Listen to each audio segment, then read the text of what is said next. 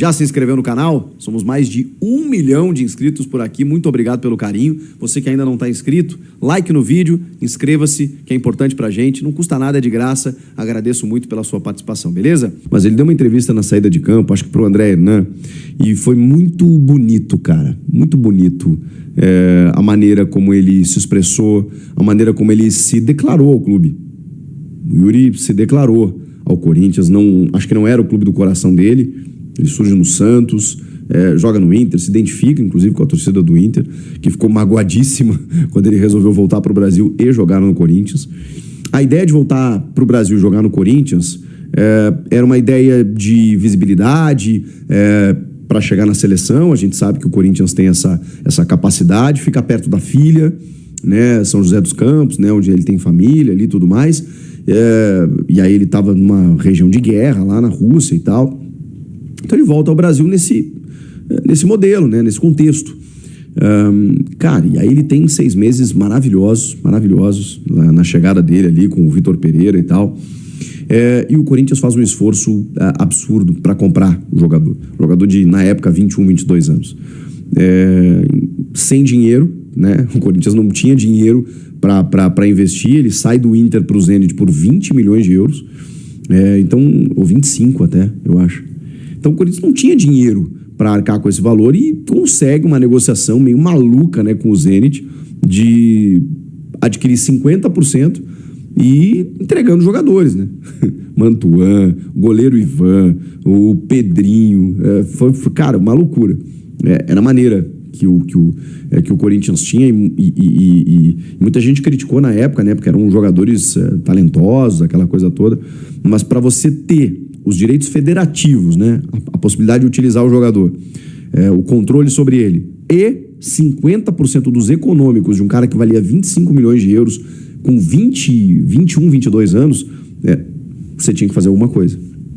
E aí o Corinthians consegue. Só que aí ele enfrenta uma fase terrível.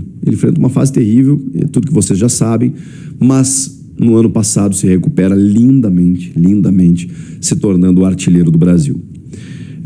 Nesse meio tempo, vontade de sair, uma pressão absurda, muitas críticas, uma saúde mental abalada, revelado pelo próprio jogador, terapia, né, conversas e tal.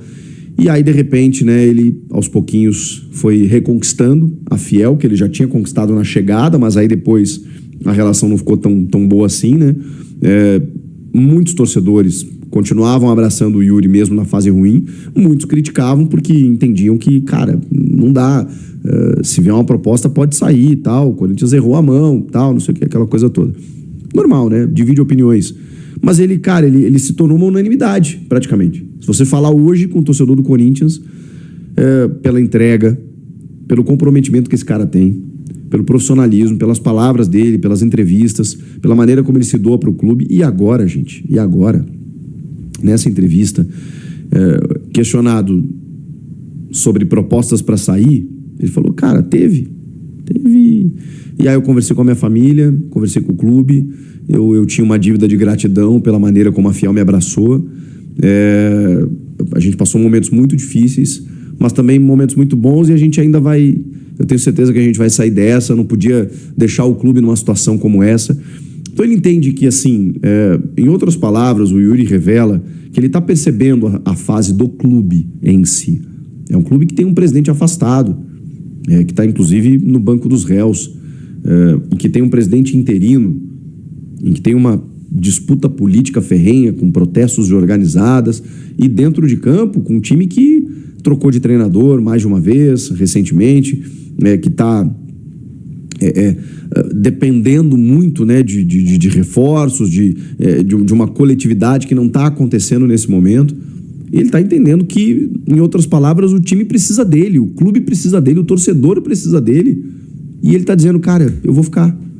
Claro que ele não está ficando por um pastel e um refrigerante. É óbvio que ele está sendo bem valorizado, que ele, né, está sendo bem remunerado para isso. Mas, cara, qualquer outro jogador, no meio dessa situação do clube, nem toparia, talvez, conversar por uma renovação, porque ele já tinha contrato até o fim de 27, do tipo, deixa quieto. Tá, mas se pintar uma proposta, aí a gente vai analisar e tal. E se pintasse, provavelmente ele teria saído para qualquer clubeco, se fosse um jogador qualquer, né? Anceleri, Ranieri, Carrídio,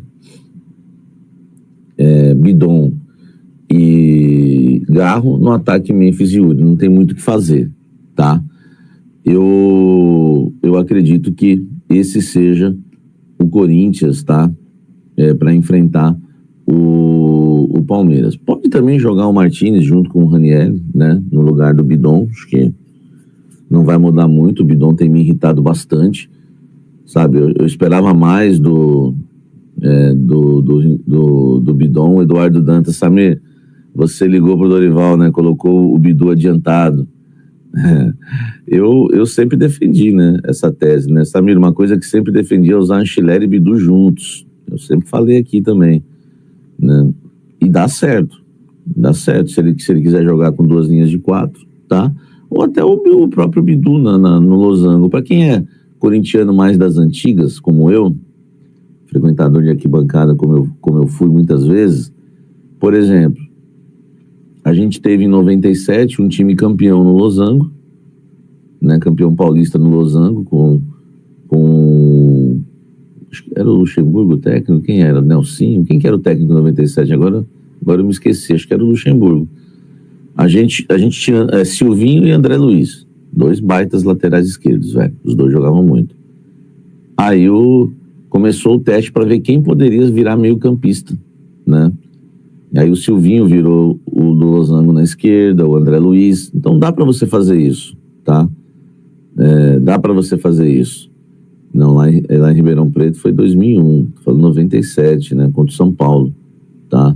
Eu estava lá no Morumbi, gol do André Luiz, nós fomos campeões paulistas, tá? Então, velho, em 97 o Luxemburgo estava no Santos, acho que era o Nelsinho. Técnico era o Dario Pereira. Eu não sei quem era o técnico que foi campeão, tá? Mas tivemos ali um técnico campeão. Coceira nas costas que deu, né? Então, gente, eu acredito que nesse jogo, tá? Nesse jogo, o Corinthians vai jogar no losango, tá?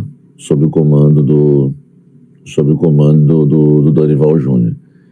Cara, eu não fiz o ao vivo, mas cheguei em casa de madrugada, assisti o jogo, né? Fui dormir de manhã no domingo para gravar para vocês o pós-jogo. Eu acho que vocês, quem acompanhou, viu, né? Muita coisa que eu reparei ali. E para mim se resume uma coisa que a gente já vem batendo na tecla aqui. O Corinthians não tem elenco, tá? O elenco do Corinthians, ele é fraquíssimo. Nos enganou em algum período. Eu achei que o Corinthians tinha elenco, né? Em algum período. Só que provou-se que o time tinha prazo de validade, como eu também falei que tinha prazo de validade. E a gente vai precisar isso. Eu acho que o Dorival, tendo Memphis, Yuri e Garro e 4 reforços, cara, o Dorival Júnior, se ele tiver 4 reforços e esse trio jogando, o Dorival Júnior vai ganhar título no Corinthians. É inevitável. Só que o problema é que a gente, né, está aí às vésperas de uma eleição, né, para empichar Augusto Melo ou não. Eu acredito, eu tenho visto muita gente falar assim: o Augusto não tem jeito de voltar, tem jeito nenhum de voltar. Eu acredito que tem. Salve, nação corintiana! E aí, gente, qual a expectativa de vocês aí para o jogo, né? O derby aí que se aproxima cada vez mais, né? Falta muito pouco aí, realmente. Sim, né? Eu já falei aqui algumas vezes, eu acho que o Corinthians tem total condição de vencer o Palmeiras, sim, tá? A gente tem um trio fantástico, né? Trio mortal do Corinthians, né? Que é o GYM, né? Garro, Yuri e Memphis. Os 3 aí podem ser escalados como titulares. Eu imagino que seja o que o Dorival vai fazer, né? O Dorival ele pode arriscar ir o primeiro tempo mais low, né? Mais de boa, e colocar os 3 aí no segundo tempo também para poder matar o jogo, né? Só que nisso, né, pode ter o risco aí de o time tomar gols no primeiro tempo e não conseguir virar, porque o Palmeiras poderia recuar, né, no segundo tempo, caso estivesse vencendo, né? E no primeiro tempo o time não tem uma zaga, né? Não tem uma defesa forte, né? A lateral também é bem fraca, então eu acho que o Dorival vai começar escalando aí uns dois, aí uns três, e depois colocar o terceiro aí no segundo tempo para depois tirar quem tiver cansado, né? Mas bora ver o que o Dorival vai decidir fazer, né? Ele que decide aí. E vai Corinthians, né, gente?